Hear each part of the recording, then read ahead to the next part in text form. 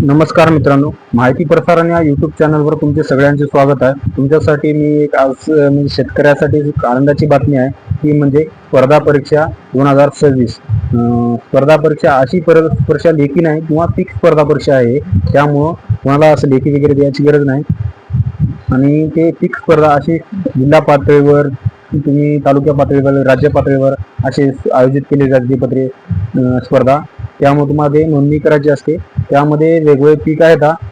पीक तुम्ही महा DBT farmer I D वरून तुम्ही तिथं नोंदणी करू शकता. त्याचे पीक तुम्ही हंगामी पिके आहेत. जवळपास खरीप पिकामध्ये 11 पीक आहेत. भात, ज्वारी, बाजरी, मका, नाचणी, तूर, मूग, उडीद, सोयाबीन, भुईमूग, सूर्यफूल या एकूण 11 पिकं. तसेच रब्बी पिकासाठी जवळपास 5 पिकं आहेत. ज्वारी, गहू, हरभरा, करडई, जवस या 5 ते 11 जवळपास 16 पिकासाठी तुम्ही ऑनलाईन नोंदणी करू शकता पीक स्पर्धामध्ये.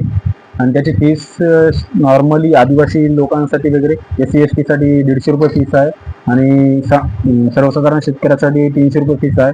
तुम्ही याच्यासाठी 7/12 होल्डिंग नंबर, जात प्रमाणपत्र अवेलेबल असेल तर नोंदणीसाठी आवश्यक कागदपत्रे लागतील. त्यांच्या शेवटची तारीख खरीप हंगामासाठी मूग, उडीद या पिकासाठी 31 जुलै होती. ती तारीख संपली. आता 31 ऑगस्ट लास्ट तारीख आहे भात, ज्वारी, बाजरी, नाचणी, तूर, सोयाबीन, भुईमूग या पिकासाठी.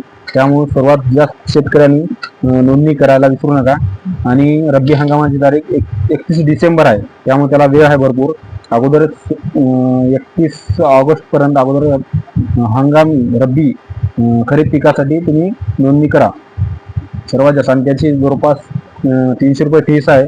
आणि त्यांची स्पर्धा अशी होणार आहे की तुम्ही जास्तीत जास्त शेतकऱ्यांना उत्पन्न, ज्याच्या शेतातून जास्त उत्पन्न होणार आहे त्यांच्यासाठी कमिटी येऊन तुम्हाला चेक करणार. सोयाबीन कापणीपासून, लागवडीपासून ते तुमच्या कापणीपर्यंत त्या बेसवर तुम्हाला निवड देणार. तुमची प्रथम, द्वितीय अशी.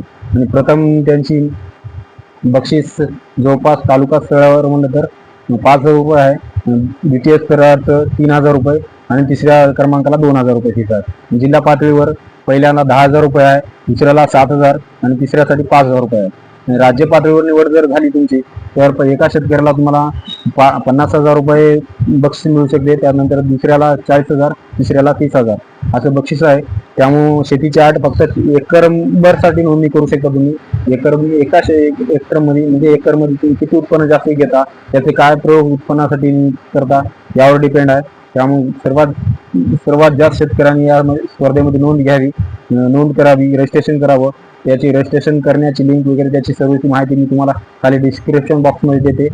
त्यामुळे आणि अशीच जर तुम्हाला अपडेट नवीन खायचं असेल तर माहिती प्रसारण या युट्यूब चॅनलला माझ्या सबस्क्राईब करा आणि बेल आयकॉन दाबायला विसरू नका. धन्यवाद.